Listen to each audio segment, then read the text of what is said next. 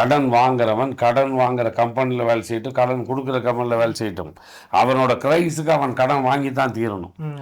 அளவுக்கு மீறி கடன் வாங்கினால் அவன் தகுதிக்கு மீறி, இப்போ நான் ஒரு 1,00,000 ரூபாய் சம்பாதிக்கிறேன், நான் ஒரு 5,00,000 ரூபாய்க்கு வந்து கடன் ஆகிறேன்னா எனக்கு வந்து அது சிரமமாயிடும். நான் வந்து ஒரு 1,00,000 ரூபாய் சம்பாதிக்கிறேன்னா ஒரு 10,000 20,000 50,000 கடனாளி ஆனான்னா பேலன்ஸ் பண்ணிக்கலாம். அப்படியே தான் அதுக்குள்ள கரெக்டான மெசேஜ் இருக்கணும்ல. அப்படிதான் சார் இருக்கு. அவனோட சம்பளத்துக்கு ஏற்ற கடன் இல்லை, அதிகமா இருக்கு கடன்.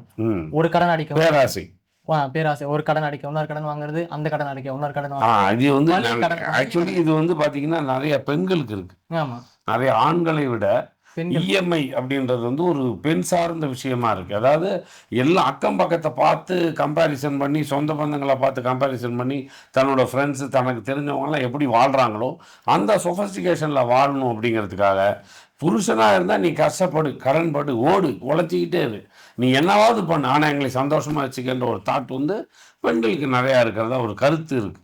அந்த கருத்தியல் படி இந்த கதை வந்து ஒரு பெண் சார்ந்த கதையாக இருந்ததுன்னு வைங்களேன், உங்களுக்கு இன்னும் ஈஸியாக கனெக்ட் ஆகும்.